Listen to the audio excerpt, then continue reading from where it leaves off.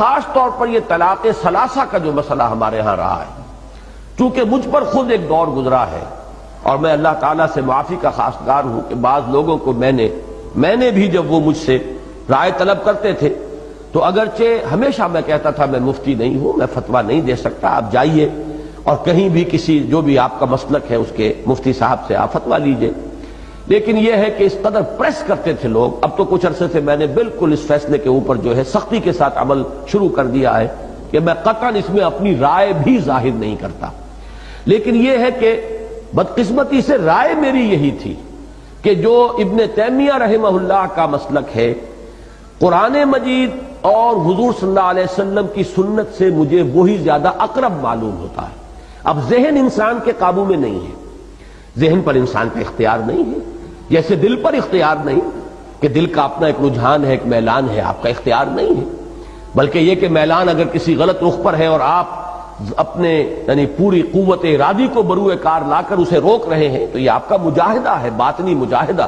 جس پر کہ اللہ تعالیٰ آپ کو بہت بڑا اجر و ثواب عطا فرمائے گا۔ اسی طرح ذہن جو ہے وہ بھی انسان کے اختیار میں نہیں، ذہن میرا یہی رہا۔ مجھے جب یہ معلوم ہوا کہ چاروں ائمہ ہمارے یعنی چاروں فقہی مسلک جو ہیں، احناف بھی اور حنابلہ بھی اور شوافع بھی اور مالکیہ بھی، سب کا متفق علیہ مسلک یہی ہے کہ جب 3 طلاقیں ہو جائیں چاہے وہ ایک ہی بار دی گئی ہو تو وہ طلاق مغلظ ہے، اگرچہ بہت بری ہے، بہت ناپسندیدہ ہے، بہت ہی مکروہ ہے، اور اس پر حضرت عمر رضی اللہ تعالیٰ عنہ کا عمل یہ تھا کہ جو شخص یہ کرتا تھا اسے پھر کوڑے لگواتے تھے، لیکن یہ کہ طلاق نافذ ہو جاتی ہے۔ اب اس میں سامنے بات آتی تھی عقلی اعتبار سے کہ اتنا نازک معاملہ، خاندانوں کی تباہی اور بربادی، ایک انسان شدید غصے کے عالم کے اندر کو کہہ بیٹھا ہے، تو کیا یہ چیز ایسی ہے کہ جس پر اس قدر سخت موقف اختیار کیا جائے؟ اب چونکہ معلوم ہوا ابن تیمیہ کا بہت اونچا مقام ہے میری نگاہ میں، بہت بلند مقام ہے، وہ خاص طور پر قرآن مجید کی حکمت کے بہت بڑے عالم ہیں، پھر سنت و سیرت کا ان کا مطالعہ بڑا گہرا ہے، اس معاملے میں ان کی رائے ایک شاذ تھی۔ میرا گمان یہ تھا کہ کسی نہ کسی اور کی بھی ہوگی، ان تمام جو مکاتب اربعہ ہیں ہمارے فقہ کے، ان میں سے کسی کی اور رائے بھی ہو، تبھی تو اہل حدیث حضرات کی یہ رائے ہے۔ لیکن بعد میں مجھے معلوم ہوا کہ نہیں، یہ اہل حدیث حضرات یہ سند لیتے ہیں صرف امام ابن تیمیہ رحمہ اللہ کی رائے سے، باقی چاروں جو ہمارے مکاتب فقہ اہل سنت کے وہ متفق ہیں اس پر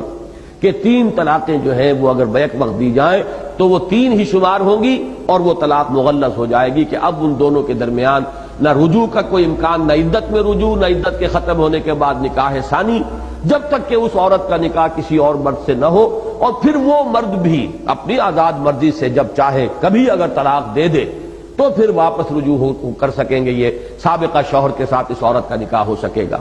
اب اس پر لوگ روتے ہیں، چلاتے ہیں، وہ طرح طرح سے ادھر جا ادھر جا، اور اندیشہ یہ ہو جاتا تھا کہیں، چونکہ شیعہ مکتب فکر بھی یہی ہے، اور میرے علم میں بہت سے لوگ اسی بات پر شیعہ ہو گئے، بہت سے جو حنفی ہیں وہ پھر جا کر بہرحال، یہ تو ہلکا معاملہ اس لیے کہ اہل حدیث وہ تو اہل سنت ہی میں ان کا شمار ہے، وہ کوئی اہل تشیع میں سے تو نہیں ہے۔ کچھ لوگ جنہیں یہ معلوم نہیں ہوتا کہ وہ اہل سنت میں سے بھی ایک گروہ ہے کہ جو اس کے حق میں فتویٰ دے دیتا ہے، اگر ان کے علم میں ہے کہ ہمارا مسئلہ حل ہوتا ہے صرف اہل تشیع کے ہاں، تو شیعہ ہو گئے۔ کچھ لوگوں نے یہ ہے کہ فتوے لے لیے جا کر جو اہل حدیث علماء اور مفتی حضرات ہیں ان سے۔ تو میرا معاملہ کچھ عرصے تک یہ رہا کہ چونکہ میرا ذہن یہ تھا، لہذا میں کہتا رہا بھائی میری ذاتی رائے تو یہ ہے واقعتاً کہ 3 طلاقیں جو ہیں ایک وقت میں دی جائیں تو وہ ایک ہی طلاق شمار ہوگی، لیکن یہ کہ میں اب اس کے بعد جب میں نے طے کیا اور میرے علم میں یہ بات آ گئی کہ یہ تو چاروں مکاتب فقہ کا متفقہ فیصلہ ہے، تو پھر میں نے طے کر لیا تھا کہ میں ذاتی رائے بھی کسی کے سامنے پیش نہیں کروں گا، اور میں نے اس کے بعد الحمدللہ کہ کسی کو ذاتی رائے نہیں دی، بہت ہی بلنٹلی میں کہتا رہا ہوں کہ نہیں، میرا اس معاملے کے اندر میں آپ کو نہ اپنی ذاتی رائے بتاؤں گا نہ میرا کوئی فتویٰ، جائیے اور فتویٰ لیجئے، جس پر بھی آپ کا دل ٹھکتا ہو فتویٰ لے لیجئے۔ لیکن اب میری رائے جو بن چکی ہے وہ میں در حقیقت اس کی وضاحت کے لیے میں نے اتنا وقت آپ کا لیا ہے، وہ یہ ہے کہ پورا انشراح ہے مجھے اس پر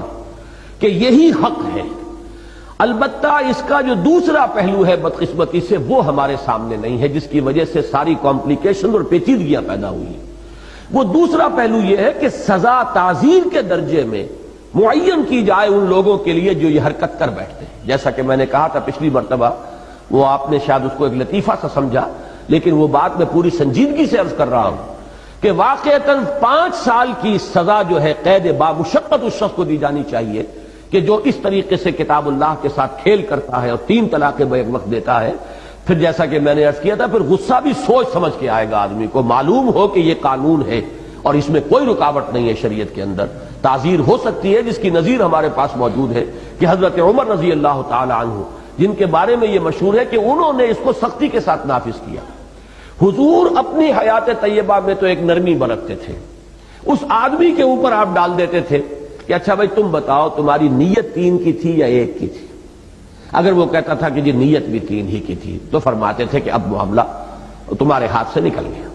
اب تو وہ طلاق واقع ہو گئی۔ لیکن اگر وہ کہتا جی نہیں میری تو نیت 1 ہی کی تھی تو پھر وہ 1 ہی شمار کر لیتے تھے۔ یہ نرمی حضور صلی اللہ علیہ وسلم نے برقرار رکھی، لیکن ظاہر بات ہے کہ اس کا پورا بوجھ جو اس شخص کے اوپر جا رہا ہے۔ لیکن حضرت عمر نے یہ دیکھ کر کہ لوگ اس سے فائدہ اٹھا رہے ہیں، دیتے ہیں طلاقیں پورا روب جھاڑنے کے لیے، اور بیوی کو کے لیے تو گویا کہ وہ یعنی زمین و آسمان ایک ہو جاتے ہیں غریب کے لیے جب اس کو طلاق جو ہے مغلظ طلاق دے دی جائے، کیا کرے گی؟ لیکن یہ ہے کہ وہ کہتے ہیں کہ صاحب نیت ہماری 1 کی تھی۔ تو یہ چونکہ اب کھیل شروع ہو گیا تھا شریعت کے ساتھ، تو حضرت عمر نے گویا کہ اس کو پختہ فیصلہ کر لیا کہ جو چاہے وہ کہے، تم نے 3 طلاقیں دی تو 3 طلاقیں نافذ۔ اور چونکہ اہل سنت کے ہاں یہ اصول ہے، علیکم بسنتی وسنت الخلفاء الراشدین المہدیین، تمہارے ذمے ہے، لازم ہے تم پر میری بھی سنت اور میرے خلفاء راشدین مہدیین کی سنت۔ تو جو بھی فتوے ہیں یا جو بھی اجماع ہو گیا ہے دور خلافت راشدہ میں، وہ ہمارے لیے واجب الاتباع ہے۔ یہی معاملہ تراویح کا ہے جو اہل حدیث حضرات کی سمجھ میں نہیں آتا، اس پر اجماع ہو گیا تھا۔ یہی وجہ ہے کہ اہل سنت کے چاروں مکاتب کے ہاں کم سے کم 20 رکعتیں ہیں، احناف کے ہاں 20 رکعتیں، حنابلہ کے ہاں 20 رکعتیں، شوافع کے ہاں 20 رکعتیں، البتہ مالکیہ کے ہاں کہیں 36 تک کی تعداد بھی ہے، 20 کی رائے بھی اور 36 کی بھی۔ لیکن چونکہ یہ اصل فیصلہ تھا، اجتہاد تھا حضرت عمر کا، انہوں نے نافذ کیا ہے، اور یہ حضرات اس کو تسلیم کرنے کے لیے تیار نہیں۔ یہ اصول ہے جس کی وجہ سے فرق واقع ہو جاتا ہے۔ اہل سنت کے ہاں اصول یہ ہے کہ جو اجتہادات خلفائے راشدین نے کیے، امت اس وقت ایک وحدت تھی، کوئی علیحدہ ملک نہیں تھے، پوری امت مسلمہ ایک وحدت تھی۔ اس کو جب قبول کر لیا گیا تو وہ اجماع ہے، اور وہ اجماع اب لازم ہے کہ اس کی پابندی کی جائے۔ اسی کے ضمن میں یہ معاملہ بھی آتا ہے کہ جو طلاق ثلاثہ کا ہے۔ لیکن جیسا کہ میں نے عرض کیا، یہ جس قدر تحدید اور تنبیہ آ رہی ہے، اس کو سامنے رکھتے ہوئے چونکہ چاروں مکاتب فقہ کا یہ اجماعی فیصلہ ہے، اسی کو اور اسی پر مجھے انشراح ہے کہ اب اس کو نافذ ہونا چاہیے۔ البتہ جو خرابیاں پیدا ہو رہی ہیں ان کا سد باب اس طور سے ہو سکتا ہے کہ اس کے ساتھ تعزیر ہو، جو 3 طلاقیں بیک وقت دیں انہیں کوئی سخت سزا دی جائے، تاکہ پھر لوگ جو ہے